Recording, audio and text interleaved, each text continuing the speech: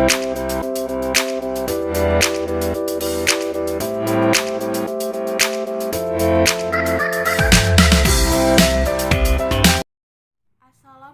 warahmatullahi wabarakatuh.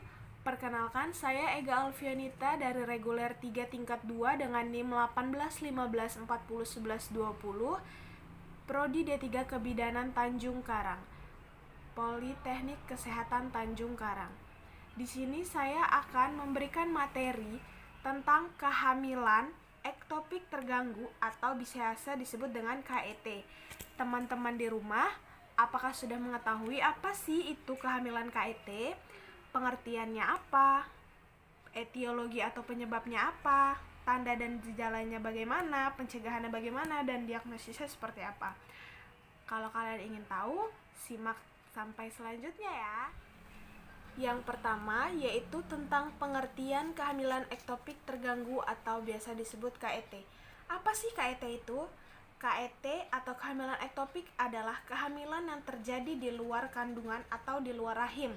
Hal ini terjadi ketika sel telur yang dibuahi malah menempel pada organ-organ di luar rahim, biasanya di salah satu saluran tuba, dan dengan demikian kehamilan tidak bisa berkembang menjadi janin dan tentunya akan menimbulkan masalah kepada ibu. Kehamilan ektopik terjadi ketika telur yang dibuahi tidak menempel dan tumbuh dalam rahim seperti umumnya, tetapi malah menempel dan tumbuh di tempat lain, biasanya sih di tuba Fallopi, teman-teman. Apa sih tuba Fallopi itu? Tuba Fallopi adalah saluran kecil yang dilewati sel telur yang dibuahi untuk menuju rahim. Jika kehamilan berlanjut, embrio akan berkembang dan menjadi terlalu besar dalam tuba Fallopi, sehingga menyebabkan tuba Fallopi pecah. Kehamilan ektopik tidak dapat dilanjutkan dan harus dikeluarkan untuk menyelamatkan nyawa sang ibu. Perawatan oleh ginekolog diperlukan untuk memastikan kesehatan sang ibu.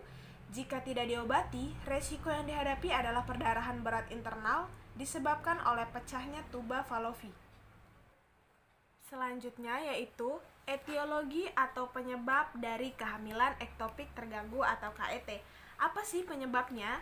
Penyebabnya itu tidak bisa diketahui secara pasti, teman-teman, tetapi di sini ada 3 faktor penunjang sebagai penyebab terjadinya kehamilan ektopik terganggu atau KET. Yang pertama yaitu faktor mekanis, yang kedua faktor fisiologis, dan yang ketiga itu faktor lain. Saya akan menjelaskan satu persatu ya, teman-teman. Nih, yang pertama faktor mekanis. Apa sih faktor mekanis itu? Faktor mekanis cara kerjanya dia ini mencegah atau menghambat si ovum ini. Jadi perjalanan ovum dari ovarium menuju ke kavum uteri dicegah oleh si faktor mekanis ini, sehingga ovum ini tidak menuju ke kavum uteri, tetapi malah berhenti di sekitar tuba atau di sekelilingnya dan berimplantasi di tuba Fallopi. Apa saja sih faktor mekanismenya? Yang pertama, karena infeksi saluran telur. Yang kedua, adanya riwayat KET sebelumnya, sehingga memicu terjadi KET selanjutnya. Yang ketiga, adanya tumor. Yang keempat, adanya endometriosis. Yang kelima, adanya abortus. Yang keenam, adanya riwayat induksi persalinan lebih dari 1 kali. Yang ketujuh, kemudian adanya perubahan pada pertumbuhan ovum dikarenakan tuba yang sempit, panjang, dan berlekuk-lekuk. Selanjutnya yaitu faktor fisiologis. Faktor fisiologis ini cara kerjanya hampir sama, teman-teman, dengan faktor mekanis, tetapi perbedaannya kalau faktor fisiologis ini dia memperlambat perjalanan ovum menuju ke kavum uteri atau tidak sampai waktunya ke kavum uteri. Dan apa saja sih faktor fisiologisnya? Yang pertama, karena migrasi internal ovum dan migrasi eksternal ovum. Karena perubahan mobilitas tuba terjadi pada wanita yang hanya memiliki 1 ovarium. Selanjutnya yaitu faktor lain. Yang pertama, ada kelainan zigot, misalnya kromosom. Yang kedua, biasanya ibu yang mengalami KET berusia di atas 35 tahun. Yang ketiga, penggunaan hormon progesteron dan estrogen pada kontrasepsi oral. Yang keempat, adanya pembesaran ovarium, dan yang kelima, adanya pemakaian antibiotik pada infeksi tuba. Selanjutnya, kita lanjut ya ke tanda dan gejala kehamilan ektopik terganggu atau KET. Apa saja sih gejala yang bakal dialami kepada sang ibu selama mengalami kehamilan ektopik terganggu? Yang pertama yaitu perdarahan. Kenapa sih bisa terjadi perdarahan? Karena perdarahan yang dialami ibu itu karena adanya kematian janin atau robekan pada dinding tuba. Makanya dia bakal terjadi perdarahan pada sang ibu. Biasanya perdarahan tersebut darahnya itu berwarna agak kecoklatan, bukan merah segar. Yang kedua yaitu amenore. Amenore ini kalian udah tahu belum teman-teman? Jadi aku jelaskan ya, amenore itu tidak haid selama beberapa waktu atau beberapa siklus. Biasanya pada kehamilan normal pun terjadi amenore. Apa sih bedanya amenore dari KET dan amenore dari kehamilan normal? Bedanya adalah kalau KET berlangsung hingga kematian pada janin atau robekan pada dinding tuba. Selanjutnya yaitu ada nyeri panggul. Jadi sang ibu ini merasa nyeri di panggulnya. Mungkin agak lebih sedikit sakit karena benar-benar sesuai dengan rasa nyeri yang sebelumnya dia rasakan. Selanjutnya yaitu ada tanda gejala mual muntah. Jadi sang ibu itu setiap mencium aroma atau apapun yang membuat dia mual muntah, sama seperti kehamilan normal. Selanjutnya ada nyeri perut bagian bawah, dan ini biasanya nyeri perut bagian bawah ini rasa sakitnya tergantung dengan ibu yang merasa kesakitan pada KET. Selanjutnya yaitu pusing. Sang ibu merasa pusing di kepalanya yang luar biasa. Selanjutnya yaitu sang ibu mudah lelah. Apabila ibu terlalu kecapean atau baru melakukan aktivitas sedikit, ibu itu sudah lelah sekali. Rasanya itu seperti orang yang benar-benar melakukan pekerjaan keras, padahal tidak. Selanjutnya yaitu diagnosis kehamilan ektopik terganggu atau KET. Yang pertama ada laboratorium. Laboratorium ini ada pengecekan HB seri setiap 1 jam menunjukkan penurunan kadar HB, dan adanya leukositosis. Selanjutnya ada kuldosintesis atau biasa disebut dengan Douglas fungsi. Douglas fungsi ini dilakukan untuk mengetahui apakah ada darah di kavum douglasi yang disebabkan rupturnya hasil konsepsi yang berada di luar kandungan. Douglas fungsi dilakukan dengan memasukkan jarum dengan lumen yang agak besar di kavum Douglas di garis tengah di belakang serviks uteri. Serviks ditarik ke atas dan keluar.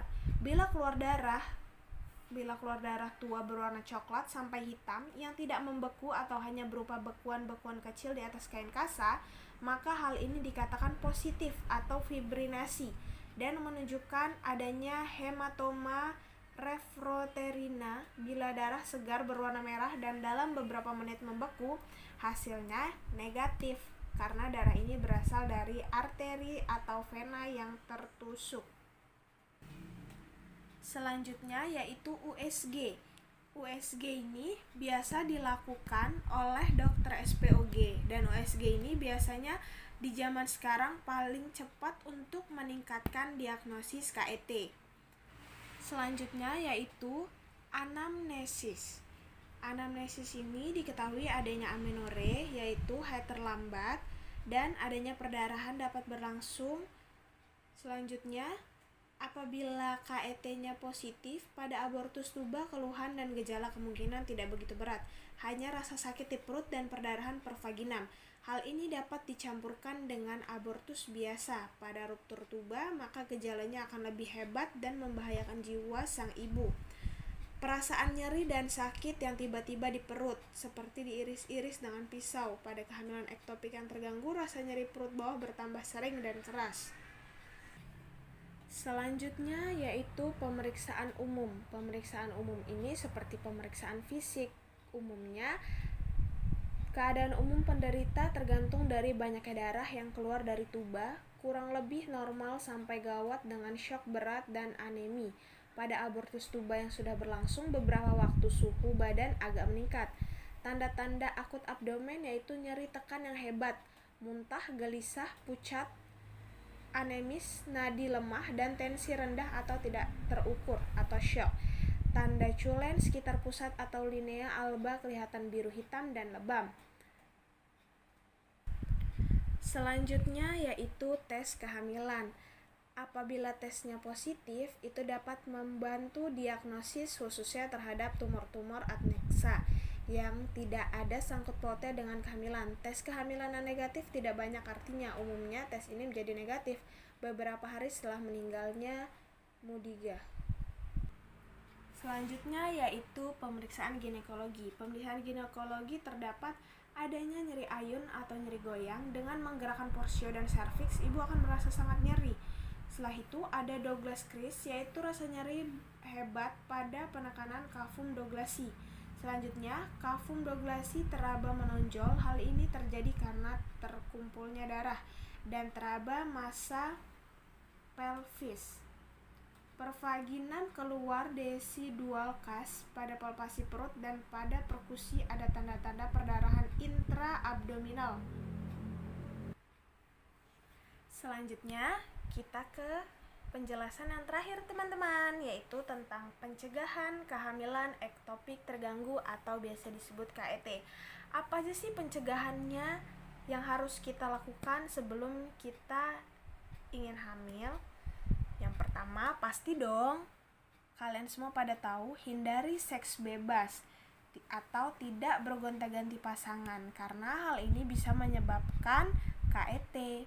Selanjutnya, hindari merokok. Apabila para ibu itu merokok, coba berhentikan merokoknya, karena pasti itu akan memperbesar kehamilan ektopik terganggu atau KET. Apabila suaminya atau adiknya sedang merokok, ya coba menjauh agar tidak menghirup asapnya, karena asapnya pun ternyata bahayanya lebih besar daripada yang mengisap. Oke teman-teman, sekarang aku sudah menjelaskan semuanya tentang kehamilan ektopik terganggu atau KET. Pengertiannya sudah aku jelaskan, etiologi atau penyebabnya sudah aku jelaskan, tanda dan gejalanya pun sudah aku jelaskan, diagnosis seperti apapun aku sudah menjelaskan, dan cara pencegahannya pun sudah aku jelaskan. Semoga apa yang aku jelaskan kepada kalian bisa bermanfaat bagi kalian dan bisa berguna juga bagi kalian semua. Terima kasih. Apabila ada salah, saya mohon maaf. Wassalamualaikum warahmatullahi wabarakatuh.